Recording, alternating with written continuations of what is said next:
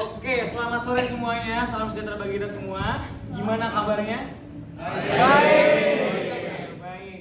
Oke, aku pengen bilang terima kasih dulu, mengucapkan terima kasih dulu buat teman-teman semua karena udah hadir di sini, udah meluangkan waktunya buat duduk di sini mendengarkan aku ke depan ya teman-teman ya.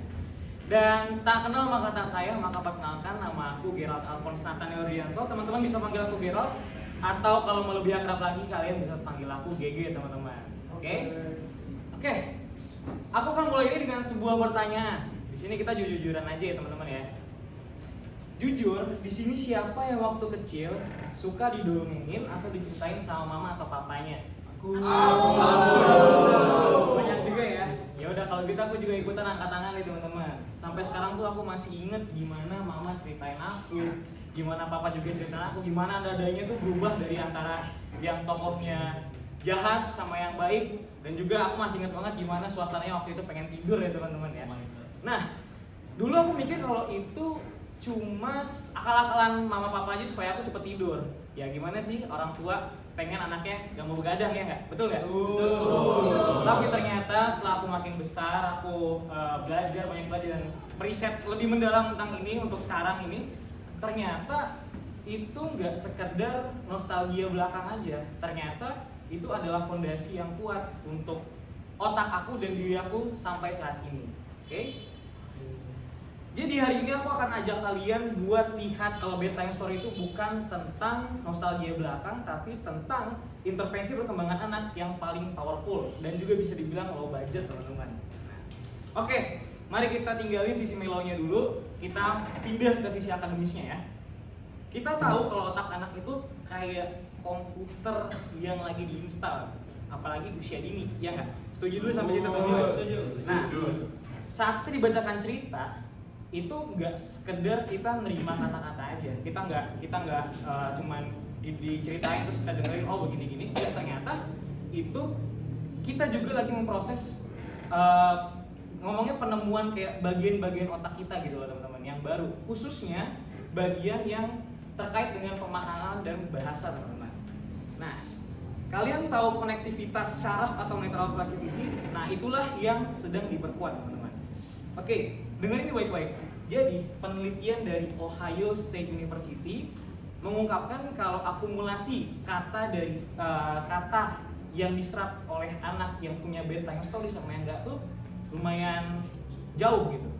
Orang yang punya bedtime story, anak yang punya bedtime story itu bisa menyerap kata-kata 1,4 juta kalau nggak salah, 1,4 juta kata sebelum umur 5 tahun. Jadi artinya apa? Artinya gap antara anak yang sudah pandai berbicara dari umur sebelum SD itu udah ada teman-teman, begitu ya. Nah jadi kalau sekarang kita pinter presentasi atau pinter public speaking, pinter ngegombal, nah itu kita harus kasih kreditnya ke teman-teman, ke cerita-cerita yang dulu pernah diceritain sama mama kita juga. Jadi selanjutnya selain hardware otak kita yang dibentuk, kita juga di-upgrade softwarenya gitu teman-teman. Juga diikuti program. Nah kayak gini, cerita itu pelajaran intensif tentang kehidupan manusia, benar nggak? Benar. Ketika kita mendengar karakter itu berbohong atau melewati sebuah masalah yang emang harus dilewatin ya, kita tuh di stimultan belajar tentang emosi, empati, sama teori pikiran. Nah, yang paling penting dari cerita-cerita itu, kita juga bisa ngelihat perspektif berbagai tokoh tanpa harus ngalamin kejadian itu, bener nggak? Iya kan?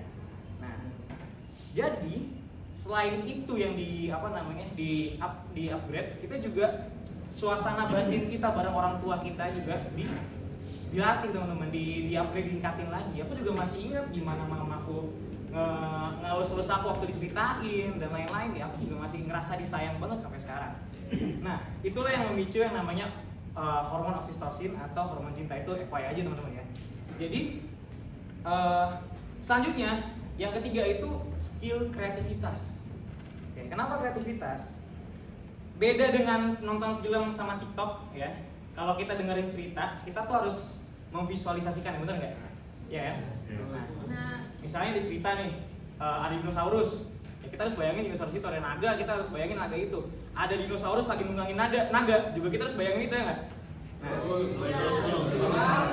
Nah itu namanya berimajinasi. Itu yang dilatih ketika kita mendengarkan cerita, kemampuan visualisasi dan berpikir sekreatif kita. Nah, jadi teman-teman sekalian, kita udah ada di ujung pendidikan kita nih, kuliah kita ya kan. Beberapa tahun ke depan kita nggak tahu, mungkin kurang dari 10 tahun ke depan juga kita udah mungkin jadi orang tua, jadi tenaga pendidikan, bahkan jadi pemimpin sebuah perusahaan. Nah, jadi aku pengen ngajak teman-teman tahu kalau membacakan cerita sebelum tidur itu bukan sekedar tradisi. Jadi tapi itu strategi investasi paling oke lah, paling gokil loh, budget yang teruntuk anak kita nanti gitu loh ke depannya. Jadi mari kita bawa kesadaran ini. Bedtime story bukan hanya sekedar kenangan indah, tapi warisan kecerdasan. Satu lembar buku itu jauh lebih baik dibandingkan 1 jam screen time. Sekian dari saya, terima kasih semuanya.